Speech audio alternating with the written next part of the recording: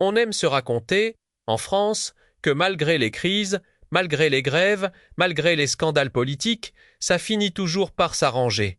On se moque un peu des collapsologues, on rit des survivalistes, on se dit que tout ça, c'est pour les Américains perdus dans leur forêt. Pendant ce temps, on continue à vivre comme si le système n'allait jamais s'arrêter.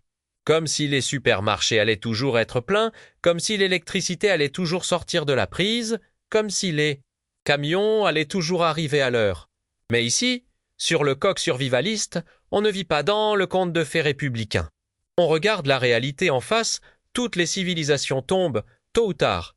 Pas forcément dans un film hollywoodien, pas forcément dans le feu et le sang, mais dans quelque chose de plus silencieux, plus sournois, la rupture du quotidien. Et cette rupture commence presque toujours par la même chose, la nourriture. Regarde autour de toi. Tu vises peut-être dans un petit appartement à Paris, Lyon, Lille, Bordeaux, Marseille.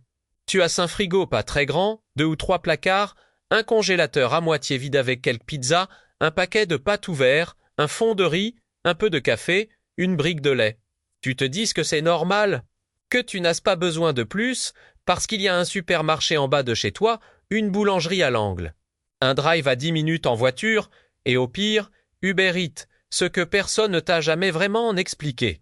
C'est à quel point cette situation te rend fragile. Chaque yaourt dans ton frigo, chaque paquet de pâtes dans ton placard.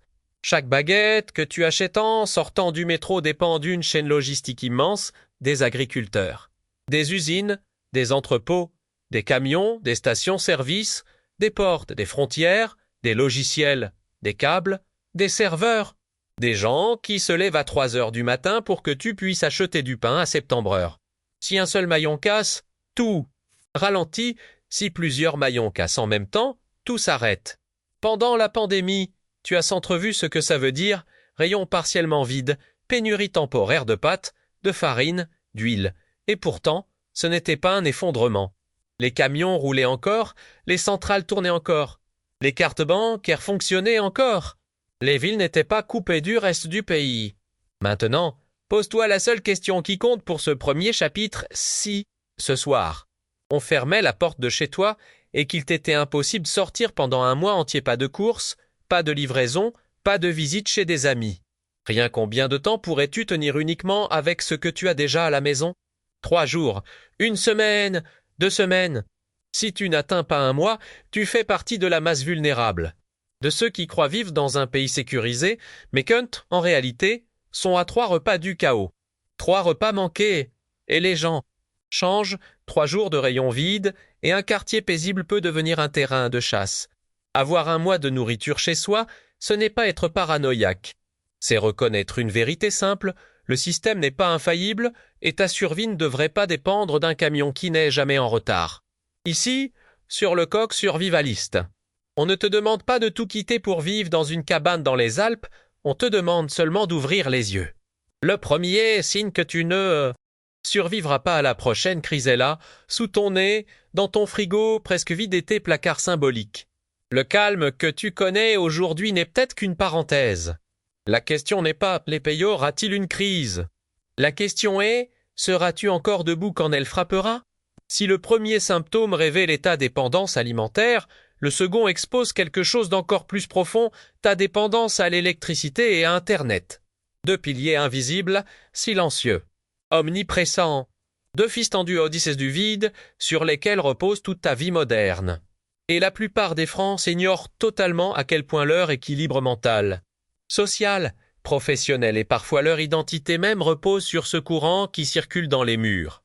Imagine un instant la France sans électricité, pas dans un film catastrophiste, pas dans un scénario hollywoodien. Juste la France réelle, Paris plongé dans le noir, les métros arrêtés, les panneaux lumineux éteints, les ascenseurs bloqués, les commerces fermés, les sirènes silencieuses, les smartphones qui ne se connectent plus, la 4G, la fibre, le Wi-Fi en rien, le silence. Un silence épais, presque vivant. Aujourd'hui, tu fais partie d'une génération qui n'a jamais, ou presque jamais, connu ça. Même lorsque la tempête Lothar a frappé en 1999, même lors de la canicule de 2003, même pendant la crise sanitaire, l'électricité a continué à sortir des prises. La France moderna nunca jamais afrontado uma verdadeira escuridão prolongada. Et c'est exactement ce qui rend le pays vulnérable. Personne n'est prêt psychologiquement. Regarde ta propre vie. Pas celle que tu imagines lors d'un week-end à la campagne. Ta vraie vie, tu travailles sur ordinateur. Tu te déplaces en utilisant une application. Tu paies avec ta carte bancaire ou ton téléphone. Tu commandes à manger sur une plateforme. Tu regardes des vidéos pour te distraire. Tu stockes tes documents sur un cloud. Tu écoutes ta musique en streaming. Tu sauvegardes tes souvenirs sur un disque dur. Branché sur une prise, tu crois être libre. Mais en réalité, tu es attaché à un câble invisible. Et la plupart des Français n'ont aucune alternative. Pas de radio à pile. Pas d'argent liquide. Pas de documents imprimés. Pas de batterie externe. Pas de lampe autre que celle du téléphone. Pas de moyen de cuisiner sans électricité. Pas de chauffage autonome. En d'autres termes, sans courant, tu deviens immédiatement impuissant.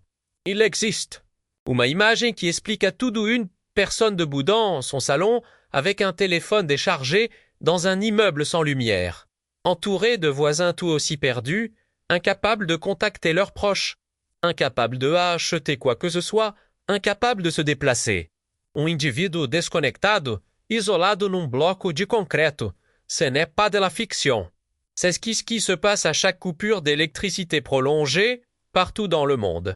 Et plus une société est moderne, plus elle tombe vite folle. France, avec son système centralisé, ses réseaux interconnectés. Ses infrastructures vieillissantes n'échappent pas à cette règle.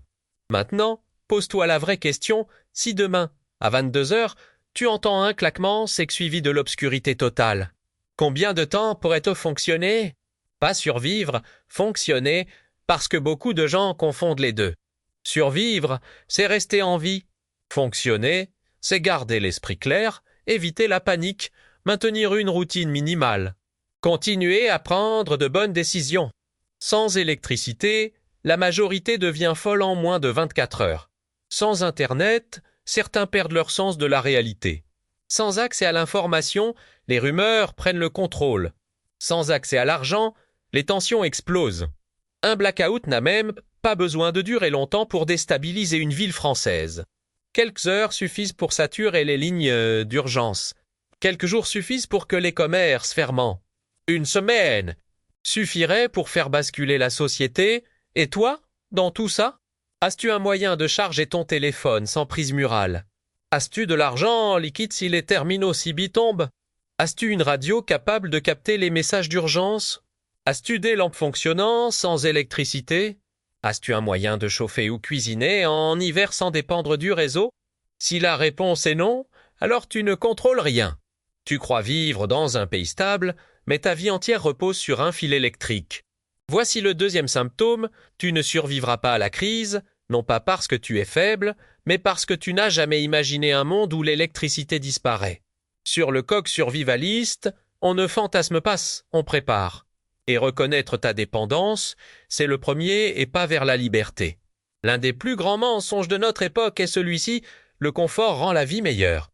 On le répète, on l'enseigne, on le martèle comme un dogme sacré. Et pourtant, quand on observe l'être humain à travers les siècles, une évidence saute aux yeux, le confort affaiblit, toujours. Pas seulement le corps, mais l'esprit, les réflexes, la capacité de résister à la pression. La France moderne est un royaume du confort church-centred.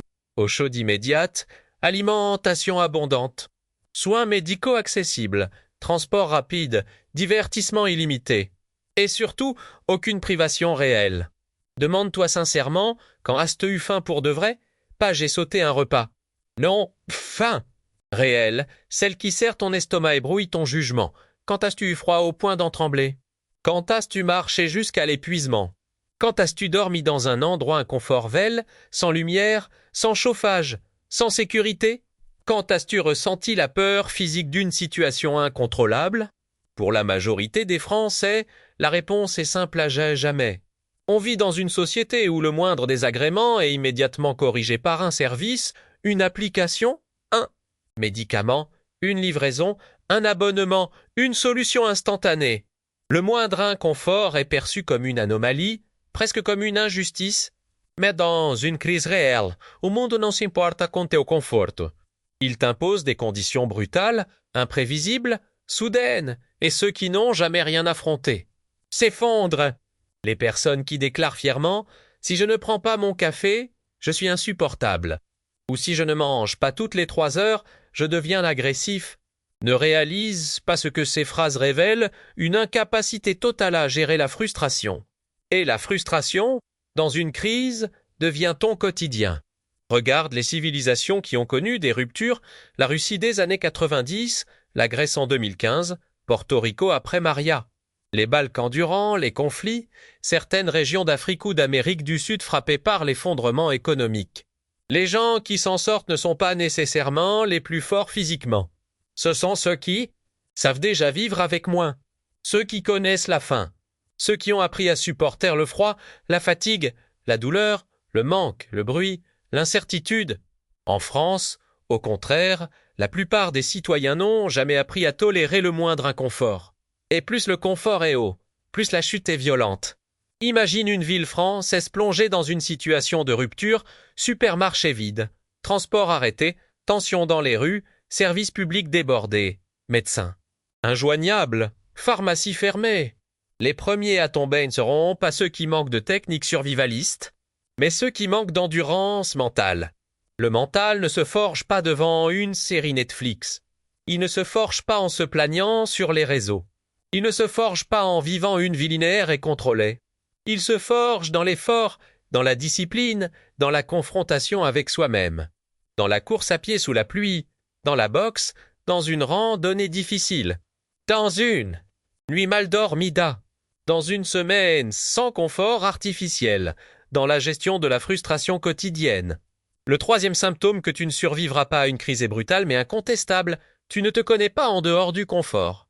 Tu ne sais pas qui tu deviens quand ton corps réclame, quando tua mente se irrita quand ton rythme est bouleversé, quand ton sommeil est court, quand ton contrôle s'effondre. Et dans une crise, ce n'est pas la faim qui te tue en premier, c'est la panique, c'est la perte de repères, c'est la découverte brutale que tu n'es pas fait pour l'inconfort. Et c'est à ce moment que la société se divise, ceux qui s'adaptent et ceux qui se brisent. Sur le coq survivaliste, on ne te demande pas de vivre comme un ascète. On te demande de te confronter un peu régulièrement à l'inconfort, parce que sans ça, tu ne seras jamais prêt pour ce qui vient. Dans les scénarios de crise décrits au cinéma, on imagine toujours la même chose, des affrontements, des poursuites, des menaces visibles. On pense au danger extérieur, l'agression, le chaos, la violence. Mais dans la réalité, les crises qui ont marqué l'histoire montrent un tableau très différent. Les gens ne meurent pas d'un ennemi, mais d'un détail négligé, une simple coupure, une infection bénigne, une diarrhée persistante, une fièvre non traitée, un abcès mal nettoyé, une entorse qui empire faute de repos. Ce sont ces petits accidents, si anodins en temps normal, qui deviennent des pièges. Mortels lorsque le système de santé n'est plus accessible. Aujourd'hui, en France, la plupart des citoyens vivent avec l'idée que les hôpitaux seront toujours là, on a grandi avec le SAMU, les urgences, les pharmacies ouvertes tard, les médecins de garde, les médicaments remboursés. Le réflexe est toujours le même, si j'ai un problème, je consulterai quelqu'un. Mais un scénario de rupture même temporaire rend cette option impossible. Quand les rues sont bloquées, quand les services sont saturés, quand les pharmacies sont fermées, quand les lignes téléphoniques sont surchargées, la responsabilité retombe sur toi. Et c'est là que le 4e symptôme apparaît, tu ne sais pas te soigner toi-même et tu n'as pas ce qu'il faut chez toi pour gérer les urgences simples. Regarde ce que tu possèdes réellement, as-tu un antiseptique efficace, des compresses stériles, des pansements adaptés, des médicaments de base, paracétamol, antidiarrhéiques, antihistaminiques, du matériel pour nettoyer une plaie correctement. Sais-tu reconnaître une infection? Sais-tu immobiliser un membre blessé? Sais-tu quand une fièvre devient dangereuse? Si la réponse est non, tu dépends entièrement de structures qui, en situation normale, te protègent, mais qui disparaissent dès que le pays bascule. Les crises passées de Haïti à l'Ukraine, en passant par des zones frappées par des catastrophes naturelles montrent un fait indiscutable, les maladies évitables deviennent les premières. Cause de mortalité. Pas parce que les maladies sont plus fortes, mais parce que les gens ne savent pas gérer l'essentiel. Dans un contexte de rupture, même une petite blessure peut changer ton destin. Une coupure avec un outil rouillé, une chute dans les escaliers, une brûlure en cuisinant, un verre cassé qui te entaille la main. Aujourd'hui, tu rinces, tu mets un pansement et tu oublies. Mais sans eau potable, sans antiseptique, sans antibiotiques, cette même blessure peut dégénérer en quelques jours. Les infections ne demandent pas la permission. Elles progressent, silencieusement, jusqu'à prendre le contrôle. Et si tu n'as pas appris les gestes simples, pas les gestes de médecin, mais les gestes de base, tu te mets en danger sans même t'en rendre compte. Beaucoup imaginent que dans une crise, ils pourront improviser. Mais l'improvisation est un mythe. Ceux qui improvisent sont ceux qui paniquent. Ceux qui paniquent prennent de mauvaises décisions. Et une mauvaise décision face à une blessure peut suffire à te mettre hors jeu. Il ne s'agit pas de devenir infirmier. Il s'agit de savoir réagir dans les 3 premières minutes, les 3 premières heures, les 3 premiers jours, le temps où le destin se décide. Si tu ne possèdes ni trousse de secours complète, ni connaissance minimale, tu n'es pas seulement vulnérable, tu es dépendant. Et être dépendant, dans une crise, c'est accepter que ton avenir repose sur des services qui peuvent s'effondrer du jour au lendemain. Le 4e symptôme est donc clair, tu pourrais être perdu non pas face à une grande menace, mais face à un petit accident. Et dans une crise, les petits accidents ne pardonnent pas. Il existe un phénomène que peu de survivalistes mentionnent, mais qui détermine pourtant la survie de n'importe quel individu, la capacité à rester fonctionnel quand tout devient imprévisible. La crise, quelle qu'elle soit, n'a pas besoin d'être spectaculaire pour faire basculer une vie il. Suffit qu'elle supprime quelque chose que tu considérais comme acquis à un rythme, une habitude, un cadre. Et soudain, tu découvres que ton principal adversaire, c'est toi-même. Beaucoup de Français vivent selon un schéma très précis, levé à heure fixe. Petit déjeuner, trajet, travail, salle de sport, série le soir, repas chaud, lit confortable. Chaque jour ressemble au précédent et la stabilité crée une illusion de maîtrise. On pense « je suis quelqu'un d'organisé », alors que, dans les faits, c'est le système qui nous organise. Mais quand ce système se dérègle, même légèrement, on voit apparaître un des symptômes les plus dangereux, tu perds le contrôle dès que la routine se brise. Observe ce qu'il se passe lors d'événements mineurs, une grève des transports, et des milliers de personnes paniquent déjà. Une coupure d'eau de quelques heures et les gens remplissent frénétiquement la baignoire. Un rayon vide au supermarché et tout le monde partage son inquiétude sûre. Les réseaux, un retard prolonge et du métro, et tu vois immédiatement la colère monter. Si de si petits désagréments peuvent perturber une foule entière, imagine leur réaction face à une rupture plus profonde. La crise ne te demande pas d'être héroïque. Elle te demande d'être stable, même lorsque la situation ne l'est plus. Et c'est précisément ce que la majorité n'a jamais appris.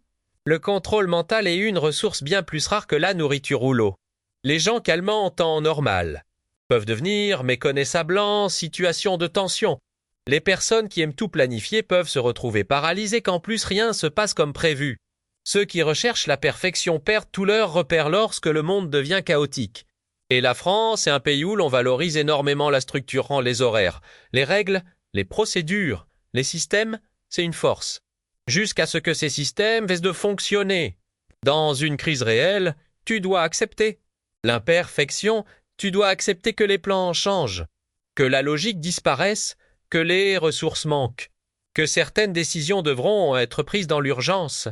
La différence entre ceux qui agissent et ceux qui paniquent se résume souvent à si certains acceptent l'incertitude. D'autres la subissent. La panique n'est pas un simple état émotionnel. C'est un poison qui se propage, il brouille la réflexion, il accélère la respiration, il réduit la lucidité, il provoque des choix impulsifs qui aggravent toujours la situation. Et lorsque la panique se propage dans une population anxieuse, elle crée une chaîne de réactions incontrôlables, embouteillage massif, pillage, conflit, erreur collectiva, mouvement de foule dangereux. Dans ce chaos, ceux qui perdent leur calme deviennent une menace pour eux-mêmes et pour les autres.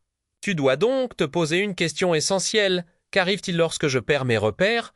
Suis-je capable de réfléchir sous pression? Est-ce que l'émotion prend immédiatement le dessus? Ce chapitre ne parle pas de technique, ni d'équipement, ni de stockage. Il parle d'un facteur intérieur que personne ne voit, mais que la crise révèle instantanément, ta relation avec la perte de contrôle. Si, à la moindre frustration, tu réagis avec colère, nervosité ou incapacité à penser clairement. Si tu dépends d'une routine parfaite pour rester stable. Si tu te désorganises dès que les choses s'écartent du plan. Alors la crise n'aura même pas besoin d'être sévère pour te mettre à terre. Sur le coq survivaliste, on ne cherche pas des guerriers. On cherche des gens capables de rester debout quand la normalité s'effondre. Parce que dans les pires moments, la survie appartient rarement aux plus forts, mais presque toujours aux plus lucides. Dans l'imaginaire survivaliste moderne existe une figure presque romantique, l'homme isolé, fort, silencieux, capable de tout affronter seul. Il vit loin des autres, maîtrise chaque compétence. Ne dépend de personne, c'est une image séduisante. Mais fausse! L'histoire de l'humanité ne raconte pas l'épopée des solitaires. Elle raconte l'épopée des groupes, des alliances, des villages, des familles, des communautés soudées qui résistent ensemble à la faim, au froid, à la guerre, aux catastrophes.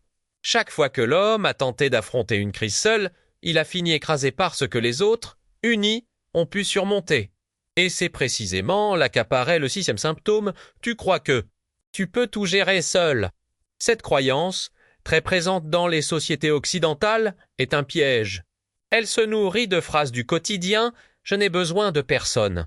Si un jour il y a un problème, je me débrouillerai. Je suis plus fiable que les autres. Je préfère ne compter que sur moi-même. Mais la vérité est différente. Dans une crise réelle, aucune compétence ne remplace une main qui t'aide quand tu tombes, une vigilance supplémentaire quand tu dors, une ressource. Partager quand tu manques, un conseil lucide quand ton jugement vacille. Même les plus grands explorateurs, soldats paix, navigateurs, aventuriers ou résistants de l'histoire ne survivaient jamais seuls. Ils avaient une équipe, un cercle de confiance, un réseau discret, un allié quelque part. La solitude prolonge et n'est pas une force, c'est une vulnérabilité. Imagine une crise longue, l'électricité reste instable, les communications sont intermittentes, les rues deviennent imprévisibles, les ressources diminuent, tu tombes malade, tu te blesses, tu as une forte fièvre, tu perds force et lucidité. À qui demandes-tu de l'aide? Qui surveille pendant que tu dors? Qui cuisine quand tu ne tiens plus debout? Qui va chercher de l'eau quand tu ne peux plus marcher? Qui t'avertit quand ton jugement se brouille? La réponse, pour beaucoup, est inquiétante personne. L'indépendance totale est un idéal séduisant tant que rien ne va mal. Mais elle devient un gouffre dès que la survie dépend d'un effort collectif. En France, l'individualisme a progressé silencieusement depuis des décennies, on connaît à peine ses voisins. On évite les discussions, on se replie sur sa bulle numérique, on dépend d'un réseau virtuel mais on néglige les liens réels. Et dans une crise, ce sont précisément ces liens réels qui sauvent. Dans les villages qui ont traversé des tempêtes, des incendies, des coupures massives ou des inondations, un détail revient toujours, ceux qui étaient intégrés à la communauté ont tenu, ceux qui vivaient isolés ont sombré. La crise révèle brutalement la vérité suivante, un individu seul peut être fort, mais un groupe prépare l'avenir. Ce chapitre n'est pas un appel à la dépendancia, mais à la lucidité. Tu peux être autonome, compétent, préparé, et pourtant vulnérable si tu restes entouré de vide. Construire un réseau ne signifie pas devenir envahissant ou naïf. Cela signifie connaître quelques personnes fiables, développer des échanges équilibrés, créer des alliances silencieuses, aider pour être aidé. Identifier forces et faiblesses de chacun. Savoir à qui se tourner quand la crise dure plus que prévu. Le loup solitaire impressionne. Jusqu'au jour où il est blessé. Le groupe, lui, continue de vivre. Le 6e symptôme est donc simple et implacable. Si tu crois pouvoir survivre seul, tu t'exposes à la seule forme d'effondrement qui ne pardonne pas, celui où personne ne vient quand tu appelles. Sur le coq survivaliste, on ne cherche pas des héros isolés, mais des individus lucides, capables de comprendre que la survie, dans sa forme la plus authentique, a toujours été et restera toujours une affaire collective. Il existe une croyance très répandue dans les grandes villes françaises, l'idée que, parce que tout est accessible en quelques minutes, la vie est plus sûre.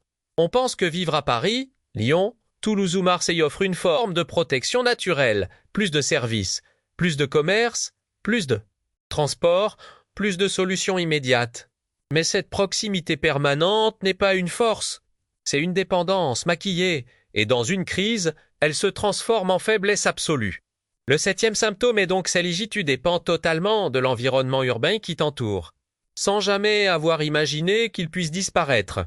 Dans une grande ville française, tout est conçu pour fonctionner dans une logique de flux continu, les supermarchés livrés chaque nuit, les transports qui déplacent des millions de personnes chaque jour, les services qui tournent sans interruption, les livraisons qui saturent les rues. Les réseaux numériques qui gèrent le moindre aspect du quotidien. Rien n'y est pensé pour durer sans ces flux. Une ville ne stocke pas, elle consomme. Une ville ne produit pas, elle absorbe. Une ville ne survit pas seule, elle dépend d'un pays entier autour d'elle. Lorsque tout fonctionne, c'est confortable. Lorsque quelque chose se brise, c'est un piège, imagine. La capitale France est dans un scénario de rupture, les métros arrêtés, les stations-service fermées, les autoroutes saturées, les commerces vidés, les poubelles qui s'accumulent, les ambulances débordées, les communications instables. Ces situations ne relèvent pas de la fiction, elles sont arrivées, sous des formes réduites, à plusieurs reprises. Et chaque fois, le même constat apparaît, la ville est incapable de se stabiliser seule. C'est dans ce décor que la plupart des Français construisent leur vie, et ils se persuadent que tout redeviendra normal, parce qu'ils n'ont jamais vécu autre chose. Mais la réalité est différente, une ville française peut basculer en moins de 72 heures. Regarde ce qui se passe lors d'événements ordinaires, une grève nationale des transports, une pénurie de carburant, une tempête qui coupe l'électricité, une simple rumeur de rupture alimentaire. En quelques heures, les rayons se vident, les files d'attente explosent, les tensions surgissent. Et pourtant, tout cela se produit alors que le reste du pays fonctionne encore. Maintenant, imagine un événement où tout le pays est perturbé simultanément. La logique urbaine ne tient plus, elle s'effondre. Le problème, pour la majorité des citadins, est le suivant, ils n'ont jamais imaginé une alternative. Ils ne savent pas où aller. Ils ne savent pas quoi faire. Ils ne savent pas comment survivre en dehors de la ville. Et ils ne savent pas non plus comment survivre dans la ville. Quand elle se bloque, ils vivent dans un appartement chauffé, mais n'ont aucun moyen de se chauffer sans électricité. Ils ont des voisins de palier, mais ne connaissent aucun d'eux. Ils sont entourés de milliers de personnes, mais totalement isolés. Ils savent prendre le métro, mais pas marcher 15 kilomètres avec un sac. Ils savent commander un repas, mais pas cuisiner un plat simple avec des produits durables. Ils savent travailler à distance, mais pas vivre sans réseau. La ville moderne, une illusion de puissance, elle concentre les gens, les services, l'énergie, les ressources. Mais elle ne fabrique rien de durable, elle s'effondre aussi vite qu'elle s'anime.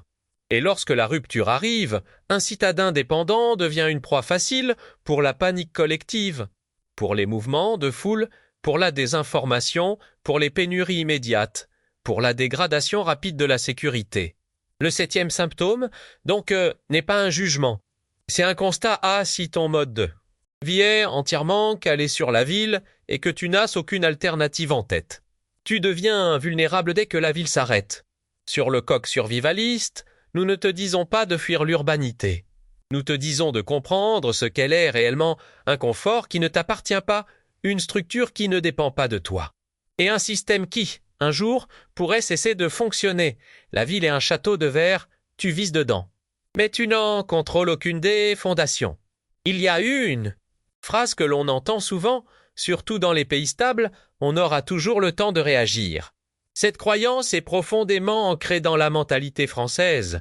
Elle repose sur l'idée que les crises arrivent lentement, que l'État interviendra, que les signaux d'alarme seront visibles, que chacun pourra se préparer au moment opportun.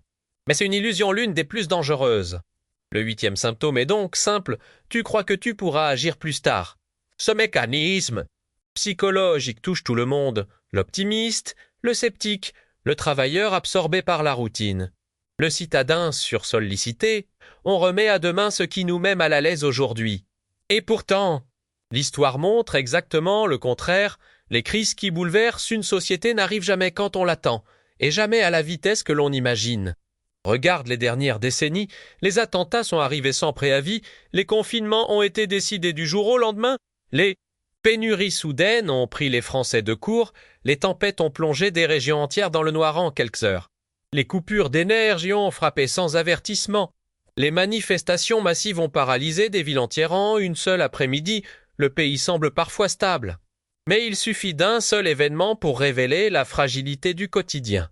Et pourtant, devant ces réalités, la majorité des gens persistent dans la même logique.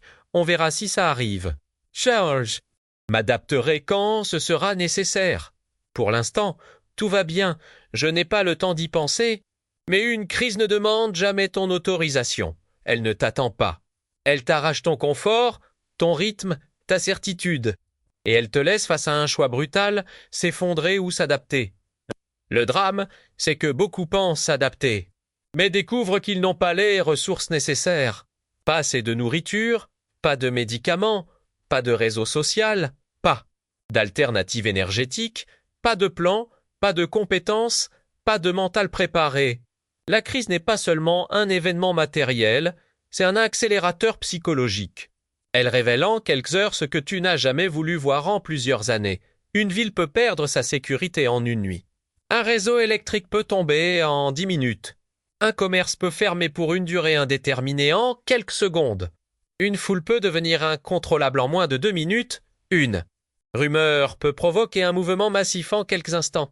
Et toi, dans tout ça, tu continues de croire que tu auras le temps. Ce symptôme est d'autant plus dangereux qu'il se dissimule derrière une logique trompeuse. Pourquoi m'inquiéter pour quelque chose qui n'est pas encore arrivé? Parce que l'inquiétude n'est pas le problème, l'inaction. Si, la préparation n'est pas une réaction à la peur, c'est une réponse à la réalité.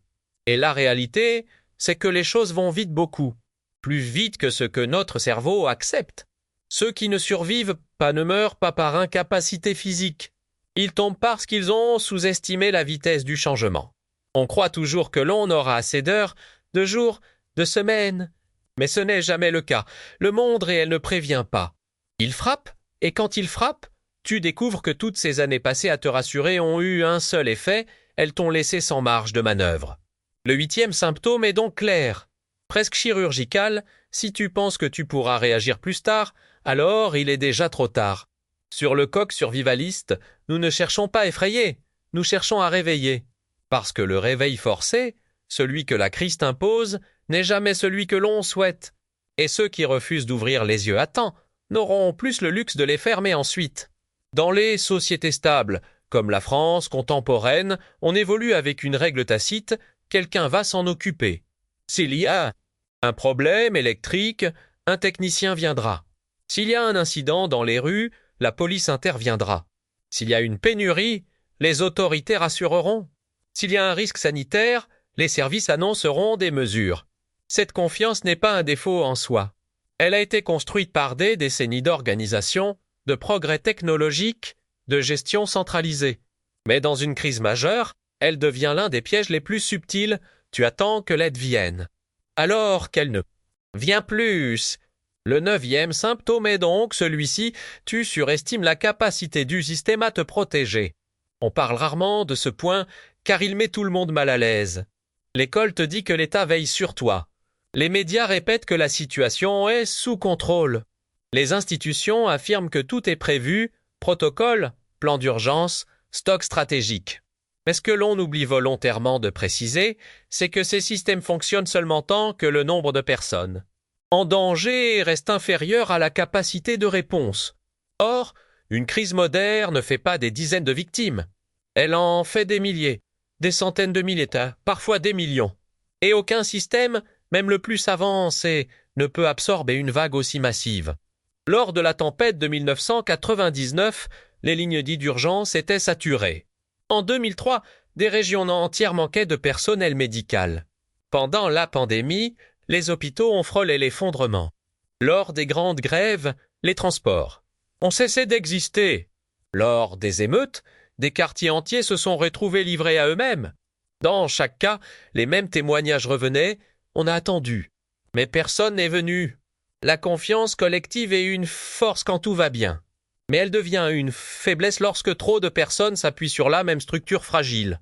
Tu dois comprendre une vérité essentielle, la crise n'annule pas les services d'urgence, elle les dépasse. Regarde la réaction typique en période de rupture, les gens appellent tout au même moment. Les autorités manquent d'informations, les interventions sont prioritaires ailleurs. Les instructions changent d'heure en heure, les délais explosent, l'accès aux ressources devient aléatoire. Pendant ce temps, toi, tu attends, tu restes passif. Tu crois que la difficulté est temporaire. Tu crois que quelqu'un, quelque part, va appuyer sur un bouton et restaurer l'ordre. Mais la vérité est beaucoup plus simple dans les premières heures d'une. Crise grave, chacun est seul. Pas par abandon, mais par saturation. L'autre côté du problème, c'est que beaucoup de Français n'ont jamais pris l'habitude de résoudre leurs difficultés par eux-mêmes. On délègue tout la sécurité, la santé, la gestion énergétique, la logistique, le transport, l'assistance sociale. Cette dépendance totale crée un cercle vicieux, plus on compte sur le système, moins on développe la capacité de se débrouiller. Et quand le système se fissure, même un peu, on tombe. Avec lui, la confiance devient alors une paralysie. On attend des instructions au lieu d'agir. On croit à des annonces au lieu d'observer la réalité. On suppose que les choses vont s'améliorer jusqu'à ce qu'elles empirent. Les gens ne meurent pas d'un manque d'information, mais d'un excès de confiance. Ils refusent de croire que la rupture est réelle. Ils restent immobiles, les bras croisés, persuadés que rien de grave ne peut arriver ici. Et quand enfin ils comprennent, il ne reste plus. Rien à faire. Le 9e symptôme n'est donc pas une critique de la société. C'est un avertissement. Si tu crois que le système viendra te sauver quoi qu'il arrive, tu n'es pas seulement vulnérable, tu es déjà en danger. Sur le coq survivaliste, nous ne t'apprenons pas à te méfier de tout. Nous t'apprenons à ne pas confondre stabilité et permanence, assistance et dépendance, sécurité et illusion. La seule vraie protection, c'est celle que tu construis avant que le monde bascule. Chaque crise révèle quelque chose que personne ne veut admettre, la fragilité humaine est plus grande que la fragilité du système. On imagine que l'effondrement viendra de l'extérieur, une coupure, une pénurie, une catastrophe, mais il vient souvent de l'intérieur, du déni, de la procrastination, de l'orgueil, de la routine, de la fatigue mentale. Et c'est exactement là que se trouve le 10e symptôme, tu refuses de regarder ta vulnérabilité en face. Parce qu'il est toujours plus confortable de croire que tout ira bien. Parce que se préparer demande du temps, de l'énergie et parfois de remettre en question la manière dont on vit. Parce que affronter la réalité, c'est reconnaître que ta stabilité actuelle tient à peu de choses. En France, où l'on valorise la vie douce, la culture du quotidien, la routine rassurante, on préfère détourner les yeux. On préfère dire que les survivalistes exagèrent, que la France est un pays solide, que cela n'arrive qu'aux autres. Et pourtant, l'histoire montre que les ruptures ne préviennent jamais. Elles ne frappent pas les pays faibles. Elles frappent les pays confiants. Elles frappent les pays qui croient que leur confort est éternel. La vulnérabilité n'est pas une honte. C'est un point de départ. Mais ignorer sa propre vulnérabilité est une condamnation à l'avance. Le refus de voir clair se manifeste de plusieurs manières.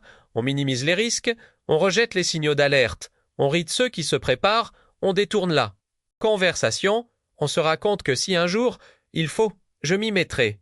Ce mensonge intérieur est la racine de tous les autres symptômes. Il t'empêche de stocker de la nourriture.